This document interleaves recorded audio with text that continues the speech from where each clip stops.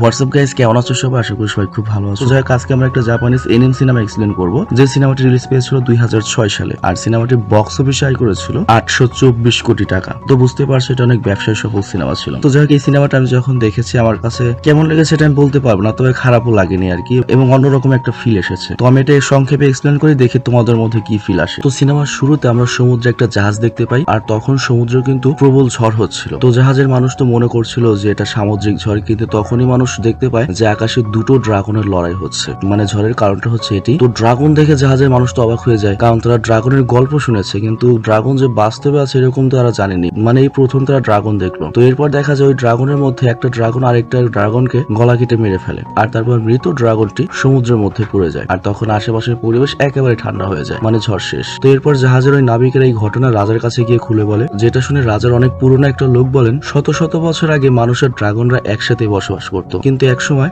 মানুষ পানি এবং মাটিকে বেছে নেয়, আর ড্রাগন আকাশ এবং বাতাসকে বেছে নেয়। আর তারপর মানুষ এবং ড্রাগনের মধ্যে আস্তে আস্তে দূরত্ব বাড়তে থাকে এবং তারা আলাদা হয়ে যায়। তবে তারপরেও রাজা এই কথাটা পুরোপুরি বিশ্বাস করতে পারে না। সেই ঘটনাকে তদন্ত করতে বলে এবং সেখান থেকে চলে যায়। আর এরপর রাজা যখন সেখান থেকে চলে যাচ্ছিল, তখন হঠাৎ করে তার মনে হয় কেউ তাকে অনুসরণ করছে। আর তখনই আমরা দেখি পেছন থেকে রাজার ছেলে বের হয় এবং রাজাকে ছুরি দিয়ে আঘাত করে এবং রাজাকে মেরে রাজার তরল নিয়ে সেখান থেকে পালিয়ে যায়। আর তারপর সে পালাতে পালাতে একটা মরুভূমিতে এসে পড়ে, যেখানে অনেকগুলো নেকড়ে তাকে ঘেরাও করে ফেলে। আর তখন সে তার তরল বের করতে যাচ্ছিল, কিন্তু সে বুঝে যায় এতগুলো নেকড়ের দলের সাথে সে পারবে না, এই নেকড়ের দল তাকে খেয়ে ফেলবে। কিন্তু তখনই আমরা দেখি কেউ একজন নেকড়েদেরকে একটা একটা তীর দিয়ে মেরে ফেলছে। আর তারপর যখন রাজার ছেলে সেই লোকটার মুখোমুখি হয়, তখনই সে জ্ঞান হারিয়ে ফেলে। তো এরপর তার যখন জ্ঞান ফিরে আসে, সে দেখতে পায় সে একজন লোকের সামনে রয়েছে, আর লোকটা তার নিজের পরিচয় দেয়, তার নাম হচ্ছে গেট। আর এরপর দেখা যায় গেট রাজার ছেলের পরিচয় জানতে চায়। তো এরপর ওই ছেলেটা বলে, আমার নাম অ্যারেন এবং আমি 17 বছরের একটা রাজপুত্র, কিন্তু মাঝে মাঝে আমার মধ্যে যে কি হয়, কোন একটা অদৃশ্য শক্তি মনে হয় ভর করে, যখন আমি নিজেকে নিজে কন্ট্রোল করতে পারি না। আর তারপর সে কি করেছে সে সেটাও বলে দেয়। তো এর জন্য সে তার রাজ্যে ফিরে যেতে পারবে না। আর এরপর অ্যারেন গেট সম্পর্কে জানতে চায়। তো গেট তখন বলে, আমি একজন মুসাফির। মুসাফির মানে হচ্ছে সে নির্দিষ্ট কোনো জায়গায় মানে বসবাস করে না, জাস্ট ঘোরাফেরা করে আর কি, এরকমই বুঝিয়েছে। তো এরপর অ্যারেন ঠিক করে যেহেতু তার কেউ নেই, সেই গেটের সাথেই যাবে। আর গেটও মেনে নেয়, ওকে সাথে করে নিয়ে যায়। আর যেতে যেতে গেট অ্যারেনকে বলে, সমুদ্র থেকে একটা অশুভ শক্তি বের হচ্ছে, যার কারণে এখানকার সকল প্রাণী আস্তে আস্তে মারা যাচ্ছে এবং অসুস্থ হয়ে পড়ছে। আর এই কারণে রাখাল জেলেরা এসব এলাকা থেকে দূরে চলে যাচ্ছে। তো এরপর দেখি আমরা গেট এবং অ্যারেন ঘুরতে ঘুরতে একটা নতুন শহরে চলে আসে। আর এখানে গিয়ে তারা দেখতে পায় এখানে অনেক মানুষকে বন্দী করা হয়েছে, মেয়েদেরকে ধরে নিলামে তোলা হয়েছে, মানে হাটে বাজারে মেয়েদেরকে বিক্রি করা হচ্ছে, এবং এখানে সবাই অন্যায় এবং পাপে লিপ্ত রয়েছে। আর তারপর তারা দুজন হাঁটতে হাঁটতে একটা গলিতে আধমরা অবস্থায় কিছু পড়ে থাকা মানুষ দেখতে পায়। তো গেট তখন বলে, এখানে তুমি যা দেখতে পাচ্ছ এই সবকিছু হচ্ছে অশুভ শক্তির কালো জাদুর প্রভাবে। তো এইসব দৃশ্য দেখে অ্যারেন অনেক কষ্ট পায়। আর তখন গেট অ্যারেনকে বলে, আমার কিছু কাজ আছে, আমাকে এখান থেকে চলে যেতে হবে, আর তুমি এদিকেই থেকো। তো এরপর যখন অ্যারেন একা শহরটি ঘুরতে থাকে, তখন হঠাৎ করে সে একটা মেয়েকে দেখতে পায়, যাকে কিছু লোক পাকড়াও করেছে, এবং তারা মেয়েটাকে ধরে বলছে যে তুই একটা ডাইনি। অ্যাকচুয়ালি মেয়েটার মুখে একটা কালো দাগ ছিল, তো এই জন্য মেয়েটিকে ডাইনি বলছে। তো এই মেয়েটির এরকম অবস্থা দেখে অ্যারেন করে কি ওকে বাঁচাতে যায়, এবং সে করে কি তার তরল দিয়েই মানে খোলস না ছাড়িয়ে সেটা দিয়ে ওই লোকগুলোকে মেরে মেয়েটিকে বাঁচিয়ে নেয়। কিন্তু উল্টো মেয়েটি করে কি ওকে দেখে দৌড়ে সেখান থেকে চলে যায়, মানে ধন্যবাদ তো দেয় না, উল্টো চলে যায় এখান থেকে। তো ব্যাপারটা অ্যারেনের কাছে খুব উইয়ার্ড লাগে। তো সে একরকম দুঃখ পেয়ে সেখানে বসে থাকতে থাকতে একসময় ঘুমিয়ে পড়ে। আর ঘুমের মধ্যে সে দেখতে পায় যে আকাশের মধ্যে একটা ড্রাগন, কিন্তু তখনই তার ঘুম ভেঙে যায়। আর দেখা যায় কিছু লোক এখানে এসেছে এবং তাকে লাথি মারছে। আর অ্যারেন তারপর যখন ওই লোকগুলোর চেহারা দেখে, তখন বুঝতে পারে এই লোকদের সে একটু আগে মেরে ওই মেয়েটিকে বাঁচিয়েছিল। তো ওই লোকগুলো অ্যারেনকে অনেক মারে এবং তারপর অ্যারেনকে বন্দী বানিয়ে নেয়। তো এরপর যখন অ্যারেনের জ্ঞান ফিরে, সে দেখতে পায় তার হাতে হাতকড়া লাগানো হয়েছে এবং একটা গাড়ির মধ্যে ফেলে দেয়। আর এখানে আমরা আরো দেখি যে ওই লোকগুলোর যে সর্দার, সে অ্যারেনের তরোয়ালটা দেখে নর্মাল কিছু মনে করে, আর সেটা পানিতে ফেলে দিয়ে এসেছিল, মানে নর্মাল একটা তরল মনে করেছে। কিন্তু এই তরলের মধ্যে কি স্পেশালিটি রয়েছে এটা আমরা পরেই জানতে পারবো। তো যাই হোক, এরপর আমরা দেখি অ্যারেন গাড়ির মধ্যে তার সাথে বন্ধু আর অনেক লোককে দেখতে পায়। আর তখনই অ্যারেন দেখতে পায় যে গাড়ির বাহির থেকে আলো দেখা যাচ্ছে। আর এরপর আমরা দেখতে পাই যে এই আলোটা আসছে হচ্ছে গেটের শরীর থেকে। তো তখন আমরা বুঝতে পারি গেট কোনো নর্মাল মানুষ নয়। আর সে গাড়ির দরজা খুলে ভেতরে আসে এবং অ্যারেনের হাতে যে হাত করা ছিল, সেই লোহার হাত করার উপর হাত দিলে সেটা অটোমেটিক্যালি ভেঙে খুলে যায়। তো এখন আমরা মোটামুটি ক্লিয়ার হয়ে যাই যে গেটের ভেতর আসলে কোনো সুপার পাওয়ার রয়েছে, আর সেটা কিসের সুপার পাওয়ার এটা আমরা পরে জানতে পারবো। তো যাই হোক, গেট তো অ্যারেনকে সেখান থেকে উদ্ধার করে নিয়ে আসে, আর তারপর নির্জন পাহাড়ের উপরে একটা বাড়িতে নিয়ে যায়, যেখানে তেনার নামে একটা মেয়ে থাকতো। আর এখান থেকে আমরা জানতে পারি যে গেট আর তেনার অনেক বছর আগে থেকে একে অপরের সাথে পরিচিত, এবং মাঝে মাঝে গেট এখানে আসতো। তো এরপর যখন তেনার আর গেট একে অপরের সাথে কথা বলছিল, তখন ওদের শব্দ পেয়ে একটা মেয়ে সেখানে আসে। আর তখন তেনার গেটের সাথে মেয়েটার পরিচয় করে দিতে লাগে। তো মেয়েটার নাম ছিল হচ্ছে থিরু। আর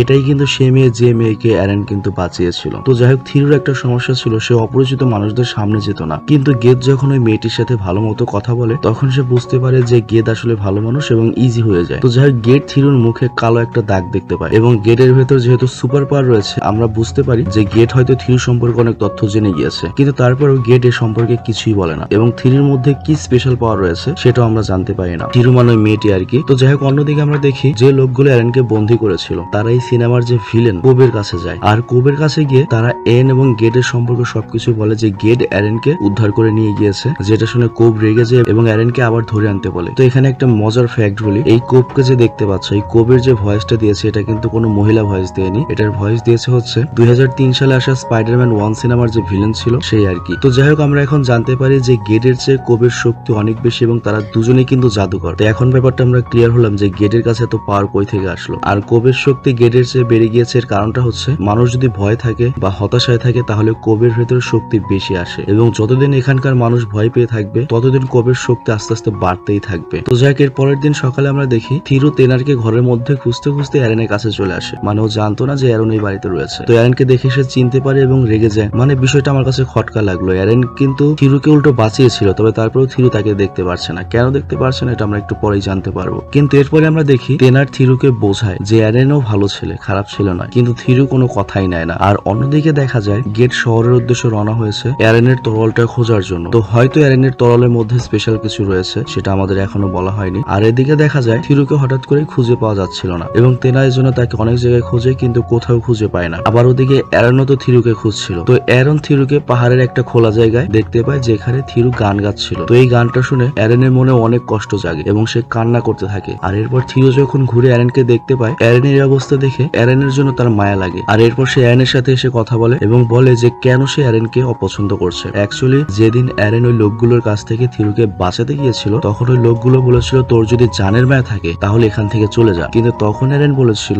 আমার কোনো জানের মায়া নেই। তো এই কথাটার জন্যই থিরু মূলত অ্যারেনকে পছন্দ করছে না। অ্যাকচুয়ালি থিরুর মতে একজন মানুষকে সর্বপ্রথম আগে নিজেকে ভালোবাসতে হবে, নিজের কথা ভাবতে হবে, কিন্তু অ্যারেনের মধ্যে এই বুঝটা নেই। আর এই জন্যই সে অ্যারেনকে পছন্দ করে না। কিন্তু আজকের পর থেকে সে অ্যারেনের সাথে রেগুলার সময় কাটাতে থাকে এবং একসময় সে অ্যারেনকে ভালোবেসেই ফেলে। তো এরকম ঘুরতে ঘুরতে একদিন অ্যারেন থিরুকে বলেই বসে যে আমি আসলে মৃত্যুকে অনেক ভয় পাই, আর এই মৃত্যু ভয়ের কারণেই আমি এভাবে পালিয়ে বেড়াচ্ছি। তো এই সব কথা শুনে থিরু বলে দেখো, প্রত্যেক জীবকে মৃত্যুর স্বাদ গ্রহণ করতে হবে, এটা নিয়ে ভয় পাওয়ার কিছুই নেই। কিন্তু এর পরের দিনই থিরু অ্যারেনকে আর কোথাও খুঁজে পায় না। আর এরপর সে যখন পুরো বাড়ি খুঁজে না পায় তখন সে বুঝতে পারে যে অ্যারেন এখান থেকে চিরতরে হয়তো চলে গিয়েছে। আর অন্যদিকে আমরা দেখি কবের লোকেরা তেনার বাড়িতে আসে এবং গেটের ব্যাপারে জিজ্ঞেস করে, কিন্তু তেনা বলে গেট তো বাসায় নেই। যা শুনে ওই কবের লোকেরা তেনারকে কিডন্যাপ করে এবং যাওয়ার আগে তারা থিরুকে বেঁধে রেখে যায় এবং বলে গেট যদি আসে গেটকে বলবি তেনারকে যদি বাঁচাতে চায় তাহলে কোবের প্রাসাদে গেটকে আসতে হবে আর তেনারকে বাঁচিয়ে নিতে হবে। আর অন্যদিকে আমরা দেখি অ্যারেন কিন্তু হাঁটতে হাঁটতে অনেক দূর চলে আসে আর হঠাৎ করে সে তার নিজেরই প্রতিচ্ছবি দেখতে পায়, মানে নিজের ছায়া দেখতে পায়, যা দেখে সে ভয়ে পালাতে থাকে এবং একসময় জ্ঞান হারিয়ে ফেলে। আর তারপর ওই ছায়াটি যখন তাকে সাহায্য করতে আসবে তখন সেখানে জাদুকর কপ চলে আসে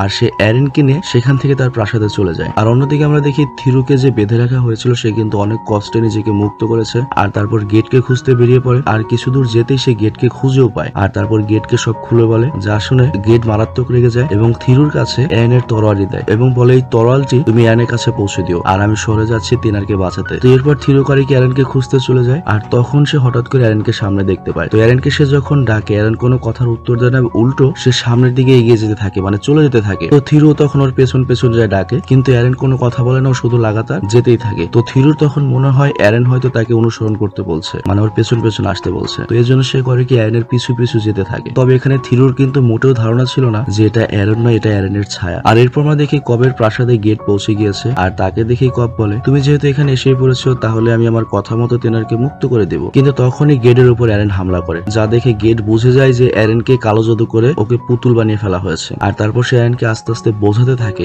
যে অ্যারেন কে। তো এরপর অ্যারেন ঠিক হয়ে যেতে লাগে, কিন্তু তখনই কবের লোকেরা গেটকে হামলা করে এবং ওকে বন্দী করে ফেলে, মানে দড়ি দিয়ে পুরো বেঁধে ফেলে। আর তারপর কব অ্যারেনকে নিয়ে সেখান থেকে চলে যায়। আর অন্যদিকে আমরা ছায়া অ্যারেনকে দেখি সে থিরুকে নিয়ে ঠিক প্রাসাদের সামনে চলে আসে আর থিরুকে তখন বলে এই তরোয়ালটা নাও, তুমি নাও আর এটা গিয়ে অ্যারেনকে দেবে আর অ্যারেনকে বাঁচাও, কারণ একমাত্র তুমি ওকে ঠিক করতে পারো। তো থিরু তো পুরো শকড হয়ে যায়, তাহলে আমি কার সাথে আসলাম। আর তখন ওই ছায়াটি বলে যে আমি অ্যারেনের ছায়া। অ্যাকচুয়ালি ছোটবেলা থেকে অ্যারেন সবসময় ভয় পেত এবং এই ভয়টাই তাকে কুড়ে কুড়ে খাচ্ছিল আর এর জন্যই অ্যারেনের ছায়া বা প্রতিচ্ছবি সে দেখতে পেত। তো তো ওই ছায়া থিরুকে বলে তুমিই পারবে একমাত্র এরেনকে নতুন করে নির্ভয়ে বাঁচতে শেখাতে। আর তারপর শেষ ওই ছায়া এরেনটি থিরুকে জড়িয়ে ধরার বলে আসল এরেনের সাথে তুমি যখন দেখা করতে যাবে তখন ওর আসল নাম লেবালন বলে ওকে ডাকবে। তো এরপরে ছায়ার কথা মতো থিরু প্রাসাদের ভেতরে গিয়ে এরেনকে খুঁজতে থাকে এবং ফাইনালি সে পেয়েও যায়। কিন্তু এরেনের মধ্যে কোনো হুঁশ ছিল না, মানে তাকে কালো জাদু দিয়ে পুরো পুতুল বানিয়ে দেওয়া হয়েছিল, মানে কোপ যা বলবো তাই করবে। তো থিরু সেখানে গিয়ে এরেনকে বলে দেখো আমাদের জীবন একটাই, আর তাই এই সুন্দর জীবন আমাদের সুন্দরভাবে বাঁচতে হবে, আমাদের ভয় পেলে চলবে না, আর তোমাকে এই গেট এবং তেনারকে বাঁচাতে হবে। আর তারপর থিরু এরেনকে জড়িয়ে ধরে আর ওর আসল নাম লেবালন বলে ডাকে, মানে খুঁজলির ওষুধ আর কি। তো যাই হোক তখনই এরেনের হুঁশ ফিরে আসে এবং সে থিরুকে নিয়ে গেট আর তেনারকে বাঁচাতে চলে যায়। আর তাদের কাছে যেতেই দেখতে পায় গেটকে কব আর তার লোকেরা হাত পা বেঁধে সাগরে ফেলে মারার চেষ্টা করছে। কিন্তু তখনই কব এরেনকে দেখে অবাক হয়ে যায় এবং মনে মনে ভাবতে থাকে ওর হুঁশ ফিরলো কিভাবে, আমি তো ওকে মারাত্মক কালো জাদু করেছিলাম যাতে ওকে মাটির পুতুলের মতো ব্যবহার করতে পারি। কিন্তু তখন আমরা দেখি এরেনের কাছে কিন্তু এই তরোয়ালটা রয়েছে এবং এরেন সিদ্ধান্ত নেয় সে এখন তার বাবার তরোয়াল ইউজ করে গেটকে বাঁচাবে। কিন্তু ফাইটের আগে সে তার বাবার তরোয়ালের কাছে সাহায্য চায়। আর এরপর সাহায্য চেয়ে সে যখন তরোয়ালটি খুলে আমরা দেখতে পাই এটা কোনো সাধারণ তরোয়াল না, এটার মধ্যে অনেক জাদু রয়েছে।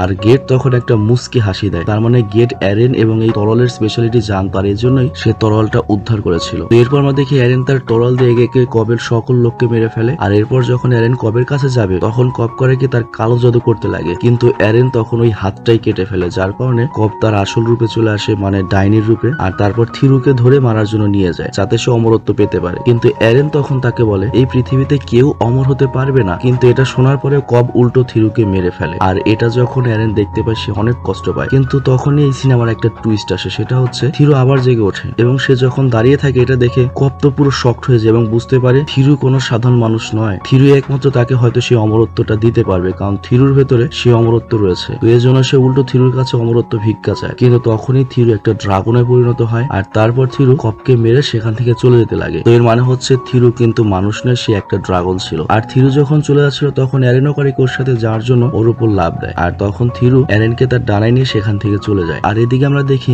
গেট তেনারকে বলে যে আমি প্রথম দেখায় বুঝে ফেলেছিলাম যে থিরু কোনো মানুষ নয়, একটা ড্রাগন। আর এরপর আমরা দেখি গেট আর তেনার সেখান থেকে চলে যায় এবং এই পুরো শহর থেকে কিন্তু এখন কালো জাদুর প্রভাব চলে গিয়েছে এবং মানুষ স্বাভাবিক হতে শুরু করেছে। আর এরপর ডিনারে আমাদের দেখানো হয় তেনার, এরেন, থিরু এবং গেট সবাই মিলে একসাথে সময় কাটাচ্ছে। আর তারপরে গেট এবং এরেন বিদায় নেয় নতুন একটা অ্যাডভেঞ্চারের জন্য। আর তেনার এবং থিরু তাদের এই বাড়িতেই থেকে যায়। আর এখানে এই সিনেমাটি শেষ হয়ে যায়। তো যাই হোক সিনেমাটি খুব যে ভালো ছিল তাও না, আবার সিনেমাটি যে খুব খারাপ লেগেছে তাও না। মানে এরকম থাকে না যে সিনেমাটি দেখতে বসলাম 2 মিনিট দেখার পরে না আর দেখবো না, আমার কাছে এরকম মনে হয়নি। আমার কাছে মনে হয়েছে যে না দেখি শেষ পর্যন্ত কি হয়েছে। তো আমার কাছে এটা খুব বেশি খারাপ লাগেনি। তবে এখানে একটা বিষয় উল্লেখ্য, জাপানিজ এনিমে হিসেবে এই সিনেমার রেটিং কিন্তু খুবই খারাপ এবং এটাকে তুমি এনিমের মধ্যে সবচেয়ে খারাপ সিনেমা বলতে পারো। তবে যে যাই বলুক আমার কাছে সিনেমাটি যথেষ্ট ভালো লেগেছে। তোমার কাছে কেমন লেগেছে সেটা কমেন্টে অবশ্যই জানাও।